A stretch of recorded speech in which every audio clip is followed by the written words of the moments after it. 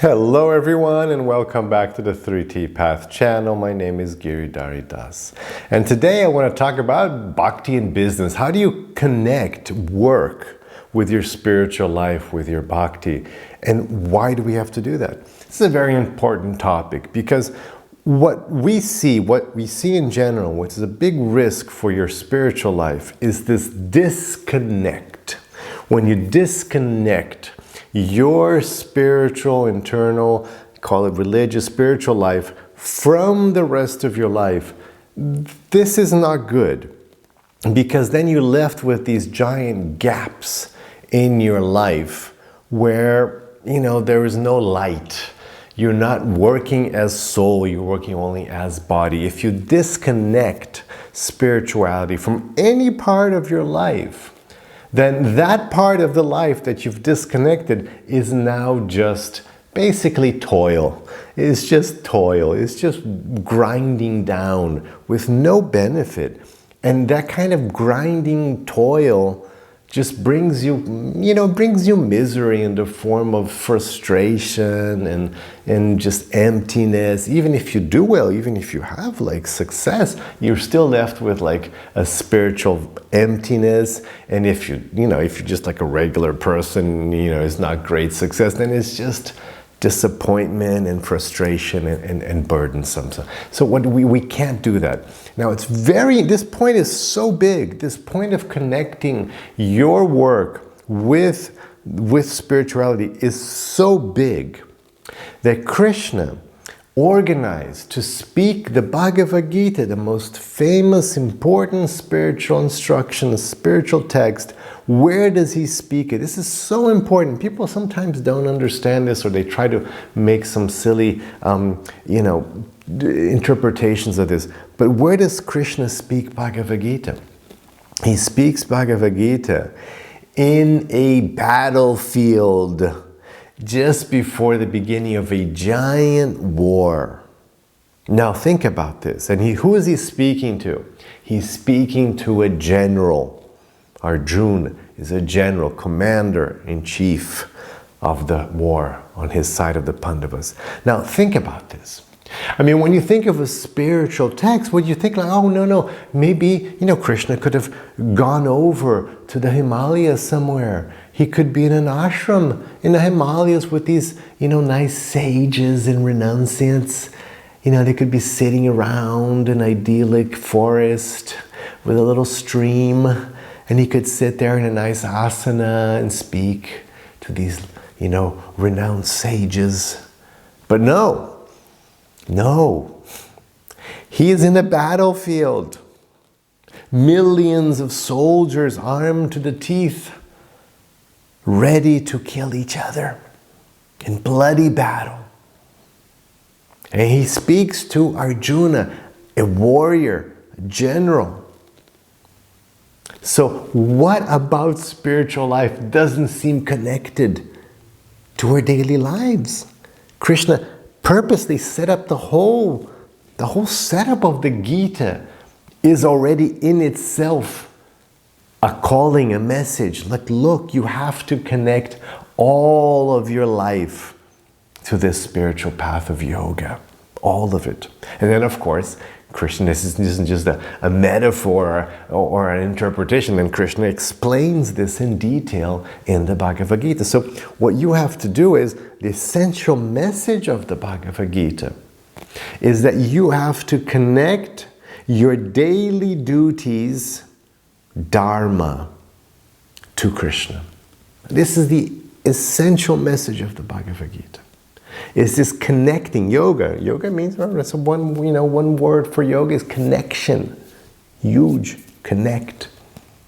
So you have to connect your daily life, not just any nonsense you do, specifically your dharma, the best of you, your purposes.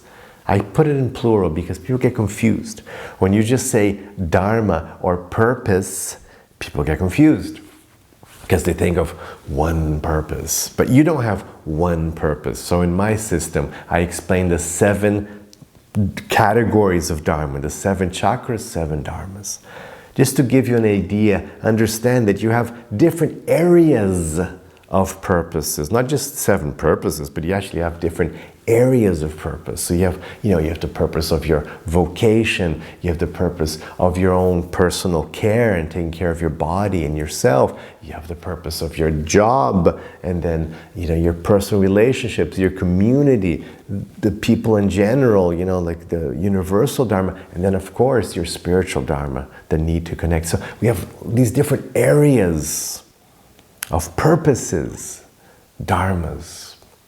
So you have to connect your dharmas to Krishna. This is yoga. This is the path of Bhagavad Gita. So then here we go back to work then. Of course, your work is this huge dharma, right? For a lot of people, work is a huge dharma that consumes a huge portion of our energy, of our waking day, of the hours of the day.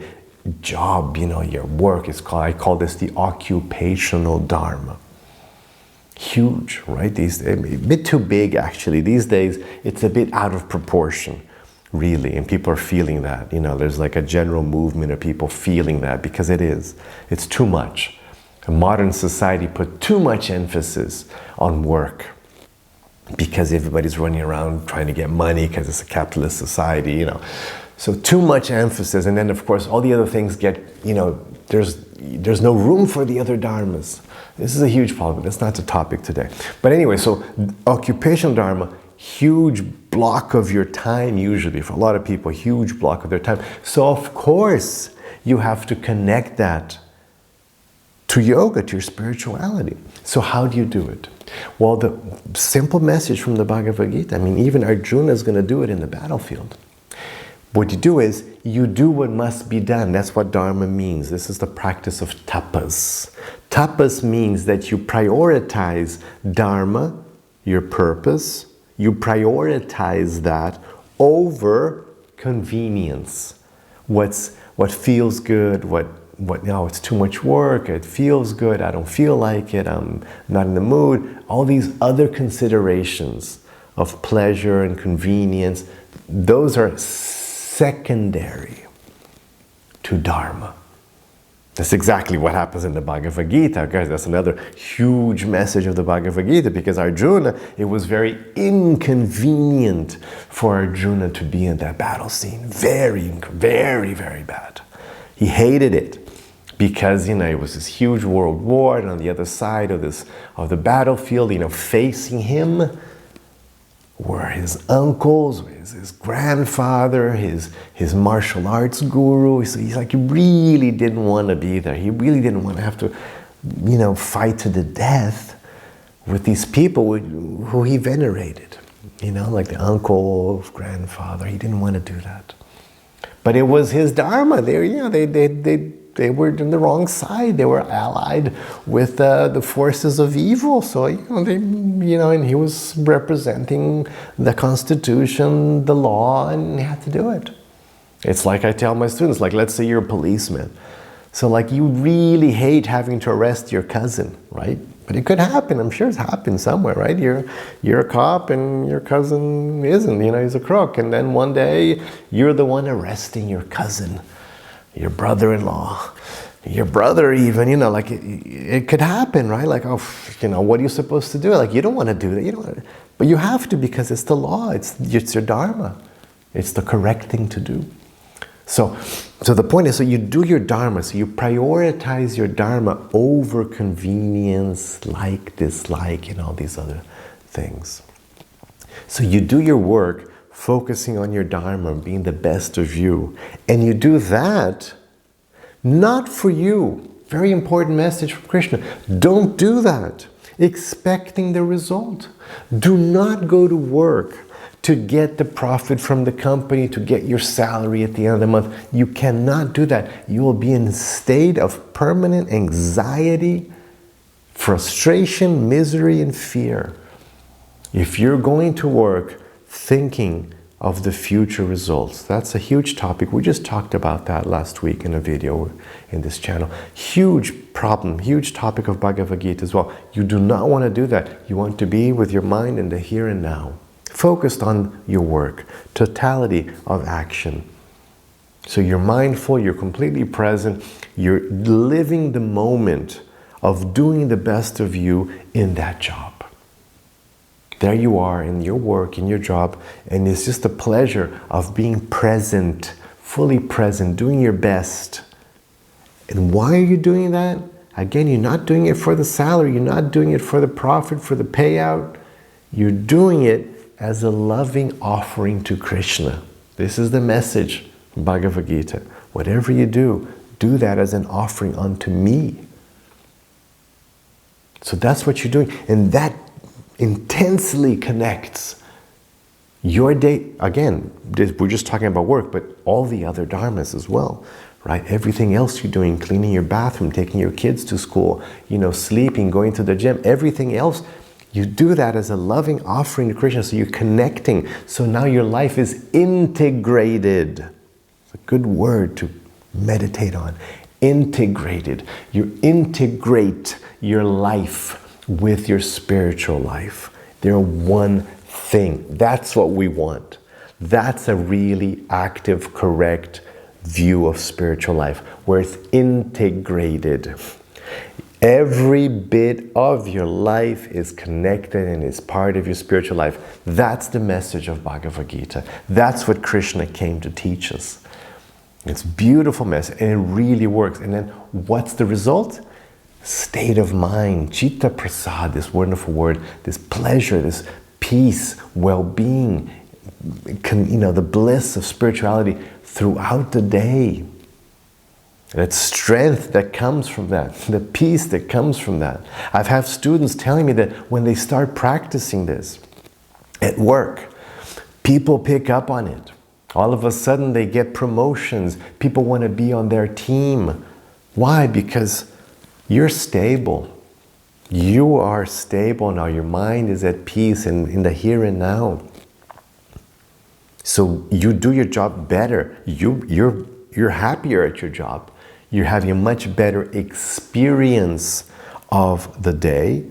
And people pick up on that and they want to be part of your team. People want you involved. Of course. Who wouldn't want somebody who's doing their work as a loving offering to God? It's their spiritual offering, right? Or do you want somebody who's just greedy? He's just there for the money. He's just there to make a buck. And as soon as there's another way to make a buck, he'll drop you. Or do you want somebody who's there just hating it, lazy, dreading it, toiling? I'm just toiling here. Who wants to work with somebody who's like, oh yeah, I'm just toiling here like a slave? It's like, that's a terrible vibe, right? Nobody who wants that. It's horrible. It's a horrible, you don't want to work in it's like a concentration camp. Come on. So that's how you connect your spiritual life to work, business, and bhakti. Connected by making the very best of you as a loving offering to Krishna. So I hope that's clear. Let me know. Leave your questions below if you have any questions. And have your rest of your day with lots of peace and lots of love.